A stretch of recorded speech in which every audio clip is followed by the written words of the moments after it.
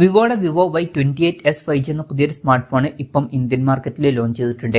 ഈ ഒരു സ്മാർട്ട് ഫോണും 14,000 രൂപ പ്രൈസ് റേഞ്ചിലാണ് വരുന്നത്. ഈ ഒരു വീഡിയോയിൽ നമ്മൾ നോക്കാൻ പോകുന്നത് വിവോ Y28s 5G എന്നുള്ള സ്മാർട്ട് ഫോണിനെ പറ്റിയിട്ടാണ്. ആദ്യം നമ്മൾ ഫീച്ചേഴ്സും കാര്യങ്ങളൊക്കെ നോക്കുകയാണെന്നുണ്ടെങ്കിൽ ഇതിൽ IP64 റേറ്റിംഗ് സപ്പോർട്ട് ചെയ്യുന്നുണ്ട്. ഈ ഒരു പ്രൈസ് റേഞ്ചിൽ അത് നല്ലൊരു IP റേറ്റിംഗ് തന്നെയാണ്. അപ്പം അത് നല്ലൊരു ഫീച്ചറാണ്. പിന്നെ ഇതിൽ MediaTek Dimensity 6300 എന്ന പ്രോസസ്സറാണ് കൊടുത്തിരിക്കുന്നത്. ഇതൊരു 5G പ്രോസസ്സറാണ്. 14,000 രൂപ പ്രൈസ് റേഞ്ചിൽ അത്യാവശ്യം തിരക്കേടില്ലാത്ത നല്ലൊരു പ്രോസസ്സർ എന്നൊക്കെ തന്നെ പറയാവുന്നതാണ്. അപ്പോൾ തിരക്കേടില്ലാത്തൊരു പ്രോസസ്സർ ഇതിൽ കൊടുത്തിട്ടുണ്ട്. 5G സപ്പോർട്ടും കാര്യങ്ങളൊക്കെ ഇതിൽ വരുന്നുണ്ട്. പിന്നെ ഫോണിന്റെ ബേസ് വേരിയന്റിൽ 4GB റാമും 128GB ഇന്റേണലുമാണ് വരുന്നത്. 6GB റാമും 128GB ഇന്റേണലുമായിട്ട് വരുന്ന ഒരു വെർഷനും 8GB റാമും 128GB ഇന്റേണലുമായിട്ട് വരുന്ന ഒരു വെർഷനും വരുന്നുണ്ട്. LPDDR4Xന്റെ റാമും eMMC 5.1 സ്റ്റോറേജ് ടൈപ്പാണ് ഇതിൽ വരുന്നത്. ഈ ഒരു പ്രൈസ് റേഞ്ചിൽ UFS സ്റ്റോറേജ് ടൈപ്പ് നമ്മൾ എക്സ്പെക്ട് ചെയ്യുന്നുണ്ട്. പക്ഷേ ഇതിൽ UFS സ്റ്റോറേജ് ടൈപ്പ് വരുന്നില്ല. eMMC 5.1 സ്റ്റോറേജ് ടൈപ്പ് വരുന്നുള്ളൂ. മെമ്മറി എക്സ്പാൻഡ് ചെയ്യുന്ന മെമ്മറി കാർഡ് സ്ലോട്ടും കാര്യങ്ങളൊക്കെ ഇതിൽ കൊടുത്തിട്ടുണ്ട്. വെർച്വൽ റാം എന്ന ഫീച്ചർ ഇതിൽ വരുന്നുണ്ട്. അതായത് എക്സ്ട്രാ റാം വേണ്ട സമയത്ത് ഇന്റേണൽ മെമ്മറിയിൽ നിന്ന് കുറച്ച് മെമ്മറി എടുത്തിട്ട് അത് റാമായിട്ട് യൂസ് ചെയ്യുന്നതായിരിക്കും. അങ്ങനെ 8GB റാം വരെ എക്സ്ട്രാ നമുക്ക് ലഭിക്കുന്നതായിരിക്കും. പിന്നെ സിംഗിൾ സ്പീക്കറാണ് ഈ ഫോണിൽ വരുന്നത്. ഈ ഒരു പ്രൈസ് റേഞ്ചിൽ സ്റ്റീരിയോ സ്പീക്കേഴ്സ് ഉണ്ടായിരുന്നെങ്കിൽ കുറച്ചും കൂടി നന്നായതിന്. പക്ഷേ ഓഫ്ലൈൻ ഫോൺ ആണ് എന്നുള്ള കാര്യം കൺസിഡർ ചെയ്യുമ്പോൾ വലിയ തിരക്കേടില്ല എന്ന് പറയാവുന്നതാണ്. എന്നാലും സ്റ്റീരിയോ സ്പീക്കേഴ്സ് ഉണ്ടായിരുന്നെങ്കിൽ നന്നായതിന്. ഈ ഒരു പ്രൈസ് റേഞ്ചിൽ പല ഫോണുകളിലും നമുക്ക് സ്റ്റീരിയോ സ്പീക്കേഴ്സ് കിട്ടുന്നുണ്ട്. 3.5mm ഓഡിയോ ജാക്ക് ഈ ഫോണിൽ കൊടുത്തിട്ടുണ്ട്. Android 14 ബേസ് ആയിട്ടുള്ള ഫൺ ടച്ച് OS സോഫ്റ്റ്വെയർ ആണ് ഈ ഫോണിൽ വരുന്നത്. പിന്നെ side mounted finger print sensor ഒക്കെ ഈ ഫോണിൽ കൊടുത്തിട്ടുണ്ട്. ഫോണിന്റെ വെയിറ്റ് വരുന്നത് ഏകദേശം 185 gram ആണ്. തിക്നെസ് വരുന്നത് 8.39mm ആണ്.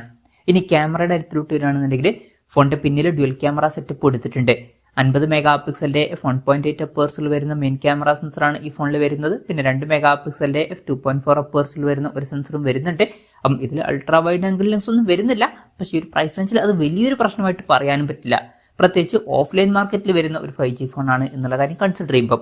പിന്നെ ഫ്രണ്ടിൽ 8 മെഗാപിക്സലിന്റെ f2.0 അപ്പേഴ്സിൽ വരുന്ന സെൽഫി ക്യാമറയും കൊടുത്തിട്ടുണ്ട്. അപ്പം ഓൺ പേപ്പർ അത്ര മികച്ച ക്യാമറ സ്പെസിഫിക്കേഷൻ ഒന്നും വരുന്നില്ല. ജസ്റ്റ് ആവറേജ് എന്നേ പറയാൻ പറ്റുള്ളൂ. പിന്നെ ഈ ഫോണിന്റെ ഒരു പർപ്പിൾ കളർ വേരിയന്റും പിന്നെ ഒരു ബ്രൗൺ കളർ വേരിയന്റും ഇപ്പൊ ലോഞ്ച് ചെയ്തിട്ടുണ്ട്. ഇനി ബാറ്ററിയുടെ കാര്യത്തിലോട്ട് വരികയാണെന്നുണ്ടെങ്കിൽ 5000 mAh ബാറ്ററിയാണ് ഇതിൽ കൊടുത്തിരിക്കുന്നത്. അത് ഇറക്കില്ലാത്തൊരു ബാറ്ററി കപ്പാസിറ്റി ഒക്കെ തന്നെയാണ്. 15 വാട്ടിന്റെ ഫാസ്റ്റ് ചാർജിംഗ് സപ്പോർട്ടേ വരുന്നുള്ളൂ. ഈ ഒരു പ്രൈസ് റേഞ്ചിൽ നമ്മൾ കുറച്ചും കൂടി ബെറ്റർ ആയിട്ടുള്ള ഒരു ചാർജിംഗ് സ്പീഡ് എക്സ്പെക്ട് ചെയ്യുന്നുണ്ട്. അറ്റ്ലീസ്റ്റ് 18 വാട്ടിന്റെ ഫാസ്റ്റ് ചാർജിംഗ് സപ്പോർട്ടെങ്കിലും കൊടുക്കായിരുന്നു എന്നാണ് എനിക്ക് തോന്നിയിട്ടുള്ളത്. എന്തായാലും ഇതിൽ 15 വാട്ടിന്റെ ഫാസ്റ്റ് ചാർജിംഗ് സപ്പോർട്ടേ വരുന്നുള്ളൂ. പിന്നെ പല രാജ്യങ്ങളിലും ഈ ഒരു ഫോണിന്റെ ബോക്സിൽ ചാർജർ വരുന്നില്ല. പക്ഷേ ഇന്ത്യയിൽ ഈ ഫോണിന്റെ ബോക്സിൽ ചാർജർ വരുന്നുണ്ട്. പിന്നെ Type-C ചാർജിംഗ് പോർട്ടും ഇതിൽ കൊടുത്തിട്ടുണ്ട്. ബാറ്ററി സെറ്റപ്പ് അത്ര മികച്ചത് എന്നൊന്നും പറയാൻ പറ്റില്ല. ഇനി ഡിസ്പ്ലേയുടെ കാര്യത്തിലോട്ട് വരികയാണെന്നുണ്ടെങ്കിൽ 6.5 ഇഞ്ചിന്റെ HD+ ഡിസ്പ്ലേ ആണ് ഈ ഫോണിൽ വരുന്നത്. ഇവിടെ ശ്രദ്ധിക്കേണ്ട കാര്യം HD റെസൊല്യൂഷനേ വരുന്നുള്ളൂ. ഇപ്പോഴത്തെ ഒരു ഇതിൽ നമ്മൾ ഈ ഒരു പ്രൈസ് റേഞ്ചിൽ ഫുൾ HD റെസൊല്യൂഷൻ എക്സ്പെക്ട് ചെയ്യുന്നുണ്ട്. പക്ഷേ ഈ ഫോണിൽ HD റെസൊല്യൂഷനേ വരുന്നുള്ളൂ. അപ്പം അത് കുറച്ച് ഡിസപ്പോയിന്റിംഗ് ആയി എന്ന് തന്നെ പറയേണ്ടി വരും. പിന്നെ LCD പാനലാണ് ഇതിൽ ഉപയോഗിച്ചിരിക്കുന്നത്. ഈ ഒരു പ്രൈസ് റേഞ്ചിൽ അത് ഓക്കെയാണ്. പിന്നെ വാട്ടർ ഡ്രോപ്പ് നോച്ച് ഡിസൈനിലെ നോച്ചാണ് കൊടുത്തിരിക്കുന്നത്. ഈ ഒരു പ്രൈസ് റേഞ്ചിൽ ഇപ്പോഴത്തെ ഒരു ഇതിൽ നമ്മൾ പഞ്ച്വൽ ഡിസൈനും എക്സ്പെക്ട് ചെയ്യുന്നുണ്ട്. അതും ഈ ഫോണിൽ വരുന്നില്ല. പിന്നെ 90 Hz റിഫ്രഷ് റേറ്റ് ആണ് ഇതിൽ സപ്പോർട്ട് ചെയ്യുന്നത്. പീക്ക് ബ്രൈറ്റ്നസ് വരുന്നത് 840 nits ആണ്. ഇപ്പോൾ ഡിസ്പ്ലേ ഫീച്ചേഴ്സ് മൊത്തത്തിൽ നോക്കുമ്പോൾ ഈ ഒരു പ്രൈസ് റേഞ്ചിന് പറ്റിയിട്ടുള്ള ഡിസ്പ്ലേ ഫീച്ചേഴ്സ് ഒന്നും ഇതിൽ വരുന്നില്ല. ഫുൾ HD റെസൊല്യൂഷനും വരുന്നില്ല. പഞ്ച്വൽ ഡിസൈനും കൊടുത്തിട്ടില്ല. പിന്നെ ഈ ഒരു പ്രൈസ് റേഞ്ചിലെ പല ഫോണുകളിലും 120 Hz റിഫ്രഷ് റേറ്റ് നമുക്ക് കിട്ടാറുണ്ട്. അതും ഇതിൽ വരുന്നില്ല. അപ്പം ഇതൊക്കെയാണ് മൊത്തത്തിൽ ഫീച്ചേഴ്സിനെ പറ്റി പറയാനുള്ള കാര്യങ്ങൾ. ഇനി വിലയുടെ കാര്യത്തിലോട്ട് വരികയാണെന്നുണ്ടെങ്കിൽ 4GB റാം വെർഷന്റെ വില വരുന്നത് 13,999 രൂപയാണ്. 6GB റാം വെർഷന്റെ വില വരുന്നത് 15,499 രൂപയാണ്. അതുപോലെ തന്നെ 8GB റാം വെർഷന്റെ വില വരുന്നത് 16,999 രൂപയാണ്. എന്തായാലും ഓവറോൾ നോക്കുകയാണെന്നുണ്ടെങ്കിൽ ഓഫ്ലൈൻ മാർക്കറ്റ് മാത്രം വെച്ച് നോക്കുമ്പോൾ ഈ ഒരു പ്രൈസ് റേഞ്ചിൽ തരക്കേടില്ലാത്ത ഫീച്ചേഴ്സ് വരുന്നുണ്ട് എന്ന് പറയാവുന്നതാണ്. പക്ഷെ നിങ്ങൾ ഈ ഒരു ഫോൺ എടുക്കണോ എന്ന് വെച്ചാൽ എൻ്റെ അഭിപ്രായത്തിൽ ഈ ഒരു ഫോൺ എടുക്കണ്ട. കാരണം ഇതേ ഫീച്ചേഴ്സുമായിട്ട് വിവോ T3 ലൈറ്റ് എന്ന വിവോയുടെ തന്നെ ഒരു സ്മാർട്ട് ഫോൺ ഇപ്പോൾ ലോഞ്ച് ചെയ്തിട്ടുണ്ട്. സെയിം ഫീച്ചേഴ്സ് തന്നെയാണ് വരുന്നത്. എന്നാൽ വിലയാണെങ്കിൽ 10,499 രൂപയാണ് വരുന്നത്. അപ്പം ഈ ഒരു ഫോണിനേക്കാളും 3,500 രൂപ വില കുറവാണ്. പിന്നെ സെയിം ഫീച്ചേഴ്സുമാണ് വരുന്നത്. എന്തുകൊണ്ടാണ് വില കുറഞ്ഞത് എന്ന് വെച്ചാൽ അതൊരു ഓൺലൈൻ ഫോക്കസ്ഡ് ആയിട്ടുള്ള ഫോണാണ്.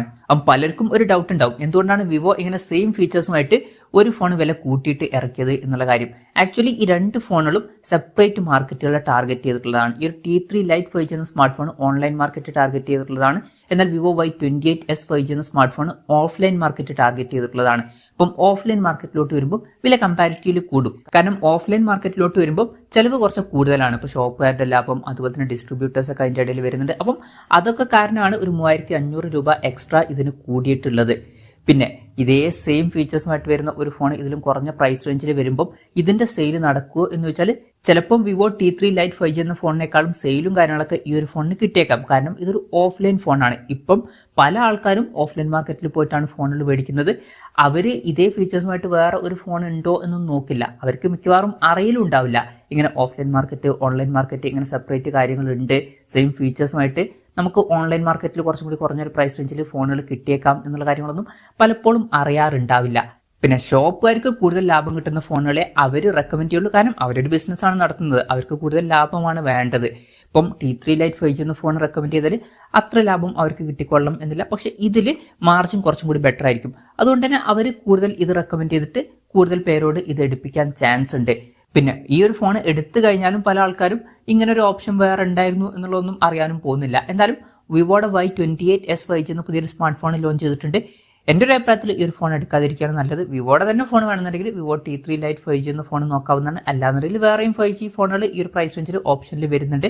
ഇപ്പം 14,000 രൂപ പ്രൈസ് റേഞ്ചാണ് ബഡ്ജറ്റ് എന്നുണ്ടെങ്കിൽ ഇതിനേക്കാൾ ബെറ്റർ ആയിട്ടുള്ള ഫീച്ചേഴ്സുമായിട്ട് വരുന്ന ഫോണുകളും വരുന്നുണ്ട്. അപ്പം എൻ്റെ ഒരു അഭിപ്രായത്തിൽ ഇത് സ്കിപ്പ് ചെയ്യാവുന്നതാണ്. എന്തായാലും ഈ ഒരു ഫോണിനെ പറ്റിയിട്ടുള്ള നിങ്ങളുടെ അഭിപ്രായം ജസ്റ്റ് ഒന്ന് കമന്റ് ചെയ്യുക.